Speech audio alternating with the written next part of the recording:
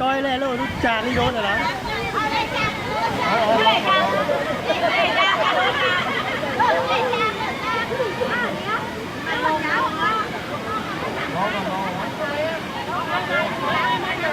จากโน้ต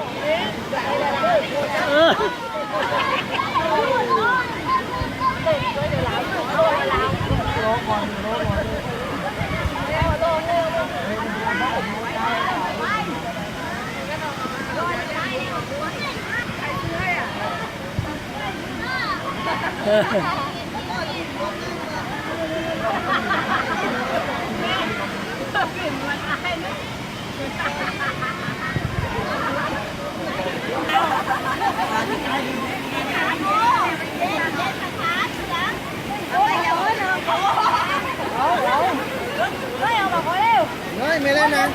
เราท้าทายวิดีโอ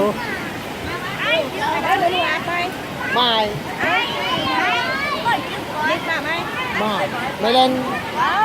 ลงไปเยี่ยวก่อนนี่มองกันกันหมดมาโดไปเยี่ยวโดด่างน้ำนี่อันตรายนี่ไม่แต่ก็ต้องเชื่อพวกนี้เล่นน้ำไม่เราเชื่อเพื่อนหนูไม่ได้บ้างนี่เหรอครับ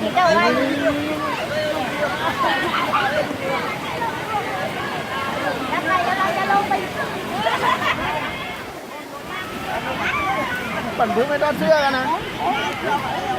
เชื่อมาแล้วจะใครกระโดดแล้วไม่น้ำเป็นไม่น้ำเป็นลื่นตรงนี้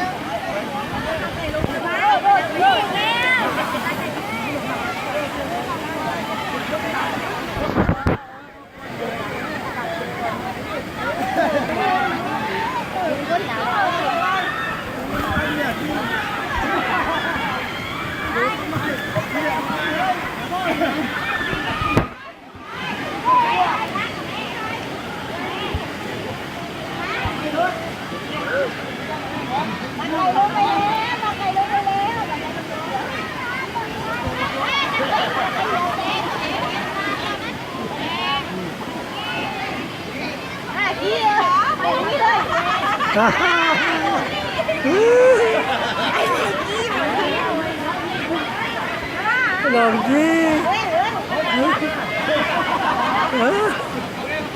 เอาเรียนได้แพ้เลยเรียนได้แพ้เลยมาดามบ้าน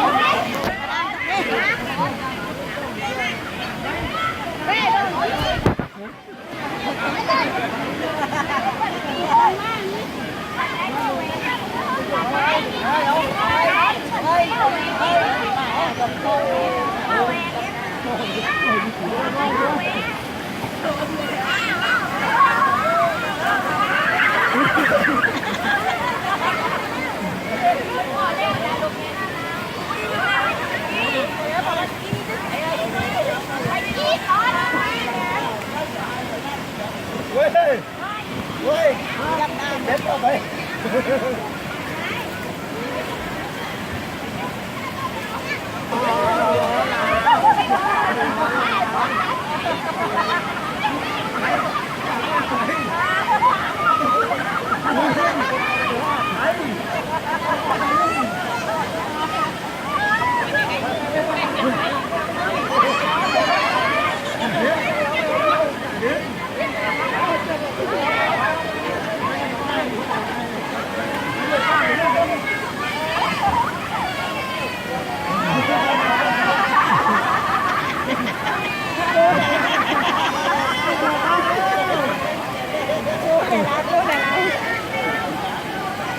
พ่อได้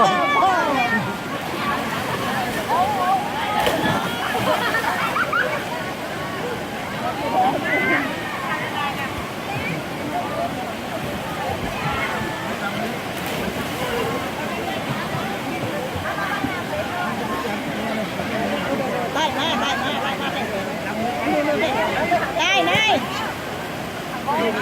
มันว่ายเป็นเนี่ย